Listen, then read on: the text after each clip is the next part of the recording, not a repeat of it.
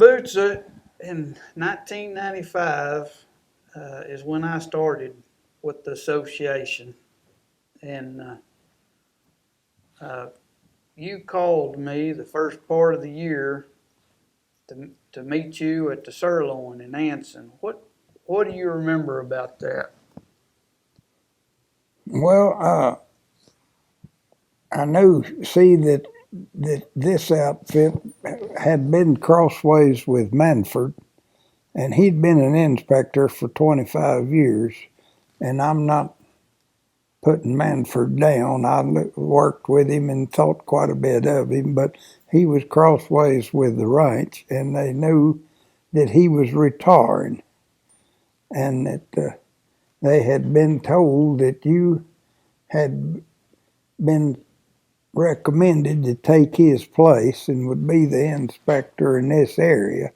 And so Ann and JJ asked me to go down there and meet you and spend the day and find out what I thought about you and come back and tell them whether they are to push it or tell them that they didn't want him for this area. And I remember spending the day with you down there that day. We ate and fiddled around, and I come back up here and told JJ if association didn't hire you, they ought to.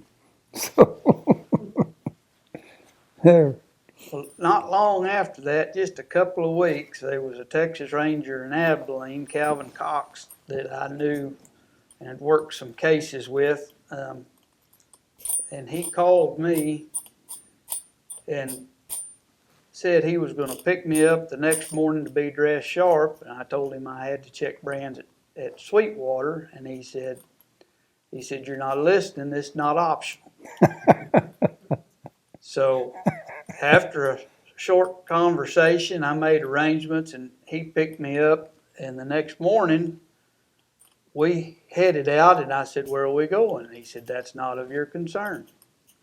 And we come up the country, and of course, none of these electric gates were around on the ranch No, we then. didn't have them, man. And we pulled in the carport around back and walked in, and right there to the right was that little living area. Mm-hmm.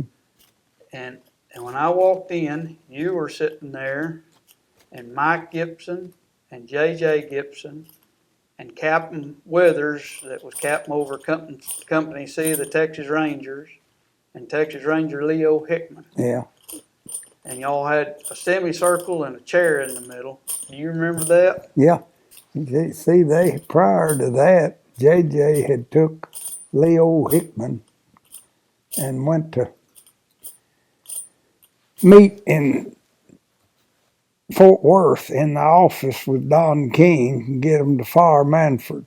And Don just told him flat out, with Ann there, Ann was there, that he wouldn't fire him over that deal. It was over a deal that happened here. It's a long, drawn-out thing. But, and I, looking back, I kind of respected Don for that because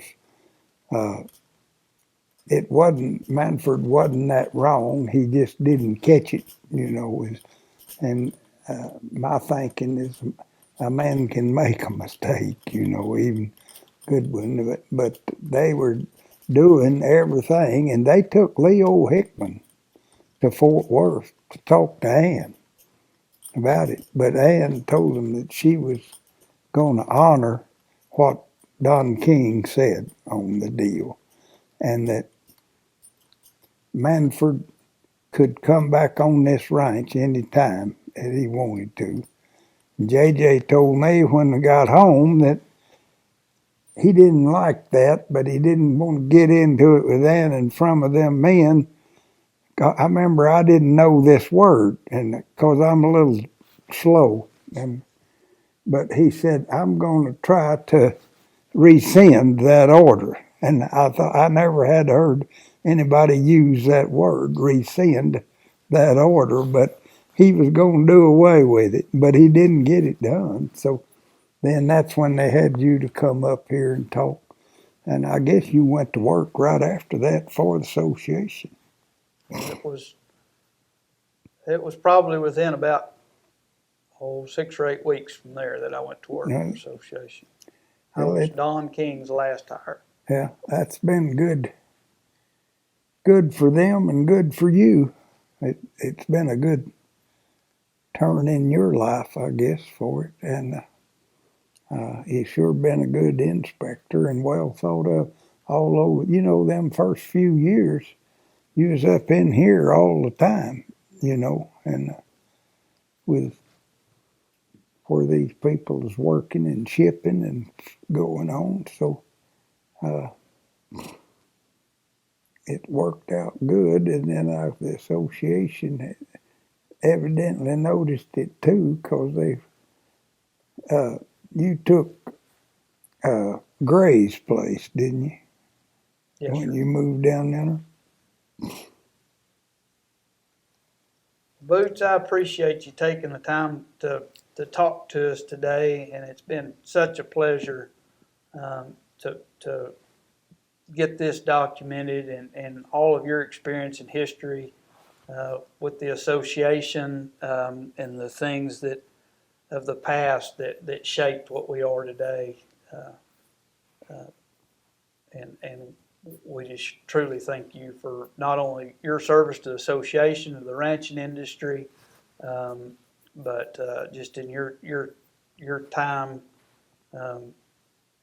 and generous gift of it to us.